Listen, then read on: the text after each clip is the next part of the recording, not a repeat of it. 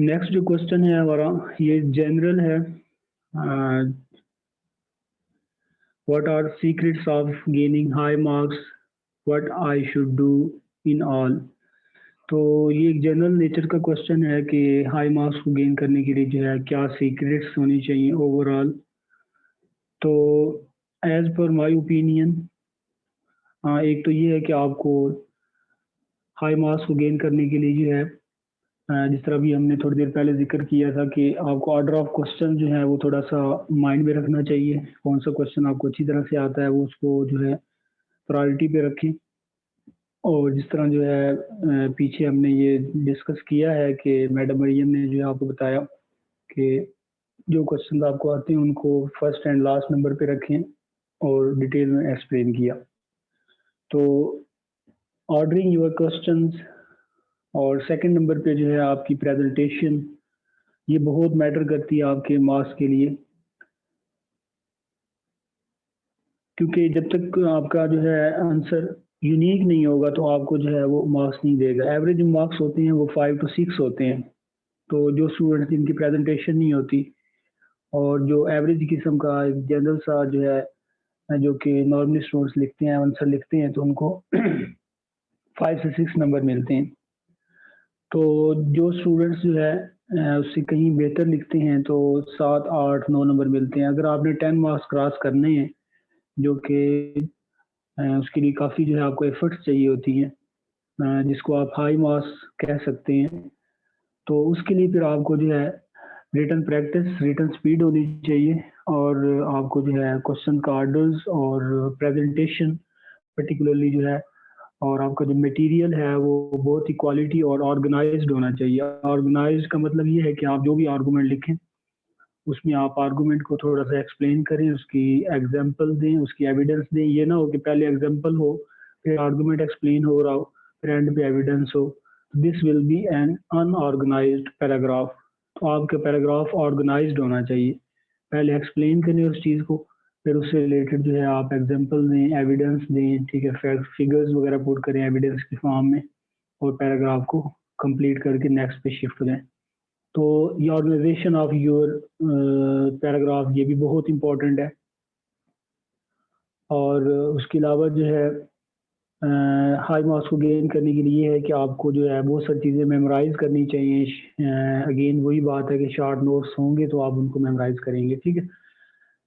तो उसके अलावा जो है आपकी जो राइटिंग है वो भी अच्छी होनी चाहिए। बहुत से स्टूडेंट जो है वो राइटिंग इस तरह से करते हैं जैसे जो है वो ना तो पढ़ी जाती है ना ही जो है वो एग्जामिनर को इवन अनॉय करती है। तो एग्जामिनर को जो है अनॉय ना करें, आप जो है राइटिंग भी अच्छी सी करें। तो क्योंकि हम तो स्टूडेंट्स को देखते रहते हैं, उनकी जो है पेपर चेक करता रहता हूँ मैं, और जो सक्सेस स्टोरीज होती हैं और जो स्टूडेंट्स कामयाब होते हैं जो नहीं होते उन सबको जो है हम देखते रहते हैं। तो बहुत सारे स्टूडेंट्स जो है वो काफ़ी इंटेलिजेंट होते हैं लेकिन उनकी जो राइटिंग होती है ना वो इतनी अच्छी मतलब कि इलिजिबल नहीं होती, मतलब आसानी से पढ़ी नहीं जाती। एग्जामिनर कभी भी उनकी राइटिंग पे गौर नहीं करता, उसके पास टाइम ही नहीं है कि वो आपके सेंटेंस को जो है कंप्रीहेंड करे बैठ के क्या लिखा है बच्चे ने। उसने सीधा सीधा आगे जाना है और 4 से 5 नंबर देने हैं और जान छुड़वानी है, ठीक है। तो आप अपने आप को जो है सेफ साइड पे रखें। तो मार्क्स को जो है ये एज पर माय ओपिनियन आप जो है हाई मार्क्स गेन कर सकते हैं प्रेजेंटेशन से, नोट्स मेकिंग के ज़रिए से, जो कि आपकी मेमोराइजेशन और एफिशिएंसी में जो है हेल्प आउट करेंगे। और थर्ड जो है आप अपनी राइटिंग को जो है बेहतर करें। जी मैडम मरियम आप बताएं आपका क्या ओपिनियन है, जी if you sir, want to add आपने something more. No sir, nothing else. आपने काफ़ी डिटेल से चीज़ें जो है वो बता दी हैं। लेकिन जीएसए के मैं स्पेसिफिकली वहाँ से कहना चाहूँगी। देखें, हर बच्चे का ना एक एक्स फैक्टर होता है। मेरी कमांड जीएसए पे बहुत ज़्यादा थी और बड़ा इंटरेस्ट से मैं किया भी करती थी। मेरे डायग्राम्स बनाना और क्वेश्चन सॉल्व करना और सारे ही तकरीबन वो पार्ट्स मुझे आते थे। तो आप अपना जो भी आपका एक्स फैक्टर है किसी भी सब्जेक्ट में, उसको आप ग्रूम करें, ये सीक्रेट है। ठीक है जी। और उसको आपने जो है वो उस वहाँ से आप मार्क्स जो है वो मैक्सिमम ले सकते हैं। मेरे 78 थे जीएस में, और आईआर पेपर 2 में मुझे भी एग्जैक्ट याद नहीं है, सर को शायद याद होंगे, मेरे उसमें भी काफी अच्छे मार्क्स थे। तो आपके जहाँ पे आपको लगता है कि आपकी कमांड है, उस चीज को और मजबूत बनाएं, ताकि वहां से आप जो है वो अगर कहीं दूसरी जगह से कम होते हैं मार्क्स, तो आपके वहां से आपके मार्क्स कवर हो जाएं। जी सर। Thank you. जी सर, जैसा आप शॉर्टली जो भी ऐड करना चाहें। जी जी बिल्कुल। काफ़ी प्रॉपर तरीके से मैम मरियम ने और आपने एक्सप्लेन कर दिया है।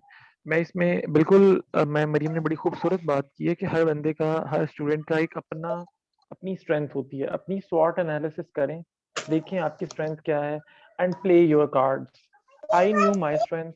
मेरी स्ट्रेंथ क्या थी जी? मेरी स्ट्रेंथ, मुझे from the very first day I knew कि I am very strong in Islamic studies. I can memorize the references. I can write the references. I can like explain the references. So play on your strengths. ठीक है जी। अगर मेरे you can say कि जो ना किसी दूसरे subject में इतने अच्छे नंबर नहीं आए, तो वो मेरा जो ना चीज बैलेंस हो गई, कहाँ से चीज बैलेंस होगी? इस्लामिक स्टडीज से। ठीक है। एक और बात यहाँ पे जो है ना छोटी सी मैं करना चाहूंगा। वैसे तो मैंने एक्सप्लेन कर दिया है कि there is no one formula fits all approach. ठीक है जी। हर पेपर की अपनी अपनी अप्रोच होती है, जो कि साथ साथ हम जो है ना डिस्कस करते रहे हैं कि मार्क्स गेनिंग अप्रोच क्या है, मार्क्स गेनिंग स्ट्रेटेजीज क्या है। एक बात मैं करना चाहूंगा बस, ठीक है, फिर वहां पे इसको मैं जो वाइंड अप करूंगा। जब आप अपनी हेडिंग के नीचे कंटेंट लिखना स्टार्ट करते हैं ना, be very specific, be very relevant in your first 2-3 lines. अगर उसने जो है ना वो पढ़ना है ना आपकी हेडिंग के अलावा कोई चीज, तो those are going to be the first 3-4 lines of your heading, उसके अलावा नहीं। अगर तो कोई आपने इररेलेवेंट या कोई ऐसी बात जो आपको लग रहा है कि यार ये कंटेंट से, जो कॉन्टेक्स्ट से बहुत ज्यादा रेलेवेंट नहीं है, लेकिन अगर मैंने ये छोड़ दी तो मेरे क्वेश्चन की स्ट्रेंथ पूरी नहीं होगी, उसे बिल्कुल ही हेडिंग के नीचे जो ना उसको लिखना शुरू नहीं करता। उसे कहीं अंदर, कहीं जो ना वो पैराग्राफ के अंदर जो ना वो घुसा के वहां पे उसको जो ना एडजस्ट करना है। Like for example, I give you an example.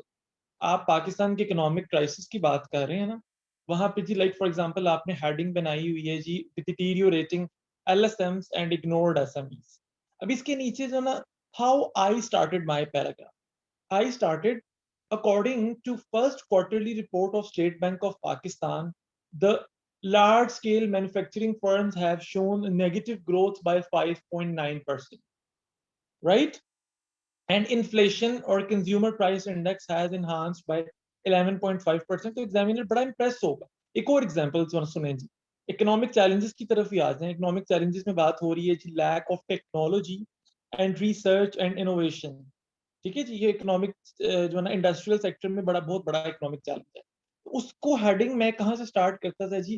According to World Bank, 50% of global imports consist of high-tech goods, and our share in it is less than 1%. Also, Pakistan's innovative index is 105 out of 129 countries examined by Global Innovative Index। ठीक है। तो इस तरह ये चीज, ये जब जो है ना प्रेसी मैंने अपने स्टूडेंट्स को पढ़ाई थी, तो मैंने बताया था कि प्रेसी कॉम्प्रीहेंशन के आंसर्स में ना, आंसर की 2-3 लाइंस में ना उसको बता दें कि वो मांग क्या रहा है। जो उसका हाउ वाई व्हाट जो भी है ना, उसका उसका उसको आंसर पहली 2-3 लाइंस में दे दें। फिर आगे अपनी सपोर्टिंग डिटेल्स, अपनी कंपैरेटिव एनालिसिस, अपनी एग्जांपल्स, अपनी एक्सप्लेनेशंस, अपनी जो है ना एनालिसिस वगैरह ऐड करें। So is going to be your format to structure your content in every heading. ठीक है जी। So that is all from my side. Over to you sir. Thank you. Thanks. तो जिस तरह से जैद साहब ने, मैडम मरियम ने बताया है एस्पिरेंट्स के जो करंट अफेयर, क्योंकि इसमें टाइम शॉर्ट होता है और आपने पैराग्राफ को इतनी लेंथ ही नहीं लिखना होते, तो फिर इसका मेथड यही होता है कि आप जो है अपनी हेडिंग को थोड़ा सा एक्सप्लेनेटरी बनाएं और नीचे जो है डायरेक्टली आप जो है एविडेंसेस और एग्जांपल्स पे ही जो है फोकस करें, ना कि दोबारा से उन्हीं हेडिंग्स को एक्सप्लेन करें और इस तरह से टाइम ज़ाया करें और एग्जामिनर जो है वो उसको फ़ायदा नहीं हो। ठीक है। तो इस तरह से आप जो है हाई मार्क्स गेन कर सकते हैं। उसके अलावा जो है ये एक शॉर्ट सा क्वेश्चन है जो कि बहुत से स्टूडेंट्स जो है वो पूछते रहते हैं। तो